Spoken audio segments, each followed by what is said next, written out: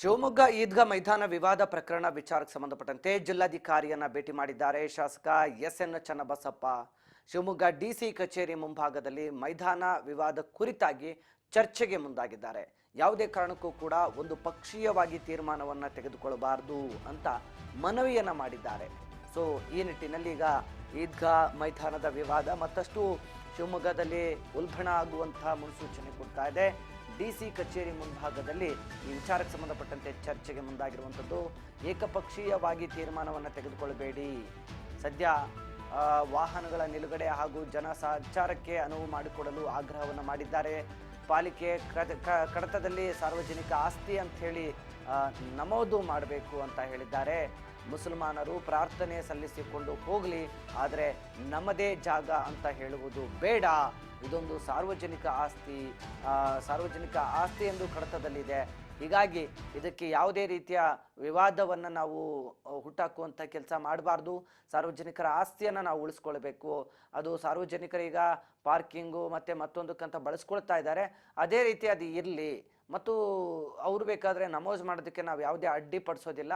ಅದಕ್ಕೂ ಕೂಡ ಅವ್ರಿಗೆ ಅವಕಾಶ ಕೊಡಿ. ಆದರೆ ಆಸ್ತಿಯನ್ನು ಮಾತ್ರ ಯಾವುದೇ ಕಾರಣಕ್ಕೂ ಅವ್ರಿಗೆ ಅಂಥೇಳಿ ಮಾಡಿಕೊಡಬಾರ್ದು ಅಂಥೇಳಿ ಜಿಲ್ಲಾಧಿಕಾರಿಗಳ ಮುಂದೆ ಚನ್ನಬಸಪ್ಪ ಅವರು ಭೇಟಿಯಾಗಿ ಮನವಿಯನ್ನು ಕೂಡ ಸಲ್ಲಿಸಿರುವಂಥದ್ದು.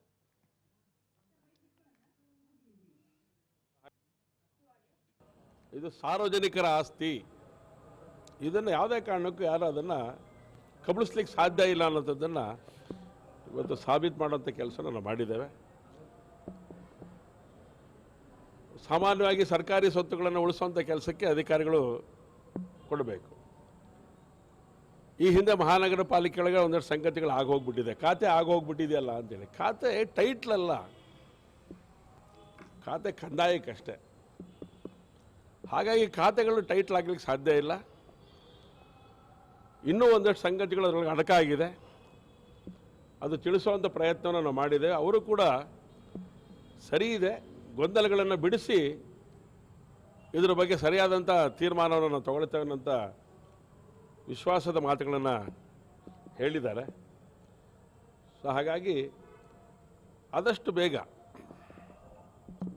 ಇಲ್ಲಿರುವಂಥ ಗೊಂದಲಕ್ಕೆ ಒಂದು ಸರಿಯಾದಂಥ ಪರಿಹಾರ ಹೇಳಬೇಕು. ಸಾರ್ವಜನಿಕರ ಆಸ್ತಿಯನ್ನು ಬೇರೆಯವರು ದುರುಪಯೋಗ ಪಡಿಸ್ಕೊಳ್ಳದೇ ಇರೋ ರೀತಿ ಒಳಗಡೆ ಏನು ಇಲ್ಲಿವರೆಗೂ ವೆಹಿಕಲ್ ಪಾರ್ಕಿಂಗ್ಗಳನ್ನು ಮಾಡಿಕೊಂಡು ಈಗಾಗಲೇ ಆ ಕಾರ್ಯವನ್ನು ಆ ಜಾಗವನ್ನು ಉಪಯೋಗ ಮಾಡ್ಕೊಳ್ತಿದ್ದು ಪಬ್ಲಿಕ್ ಪರ್ಪಸ್ಸಿಗೆ, ಆ ಸಾರ್ವಜನಿಕರ ಹಿತಾಸಕ್ತಿಯನ್ನು ಗಮನದಲ್ಲಿ ಇಟ್ಕೊಂಡು ಅದು ಮುಂಚೆ ಹೇಗಿತ್ತು, ಮೊನ್ನೆ ನಮಾಜ್ ನಡೆಯೋದಕ್ಕಿಂತ ಮುಂಚೆ ಹೇಗಿತ್ತು, ಯಥಾಸ್ಥಿತಿಯನ್ನು ಬಿಟ್ಕೊಡ್ಬೇಕು ಅನ್ನೋಂಥದ್ರ ಬಗ್ಗೆ ಆದಷ್ಟು ಬೇಗ ತೀರ್ಮಾನ ತಗೊಳ್ತೀವಿ ಅಂತ ಹೇಳಿದ್ದಾರೆ.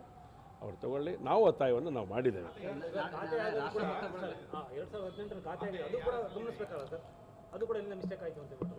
ಆ ಮಿಸ್ಟೇಕ್ಸ್ಗಳನ್ನು ಅವ್ರ ಗಮನಕ್ಕೂ ತರೋ ಪ್ರಯತ್ನ ನಾವು ಮಾಡಿಬಿಟ್ಟಿದ್ವಿ. ಈಗ ಇಲ್ಲಿ ಒಂದಿಷ್ಟು ರೆಕಾರ್ಡ್ ಇದೆ. ನಾನು ನಾಳೆ ಈ ಡೀಟೇಲನ್ನು ನಾಳೆ ಬೆಳಗ್ಗೆ ನಿಮ್ಮ ಜೊತೆಗೆ ಸೇರ್ತಾ ಇದ್ದೀನಿ. ಅಲ್ಲದನ್ನು ನಾನು ಹೇಳ್ತೀನಿ.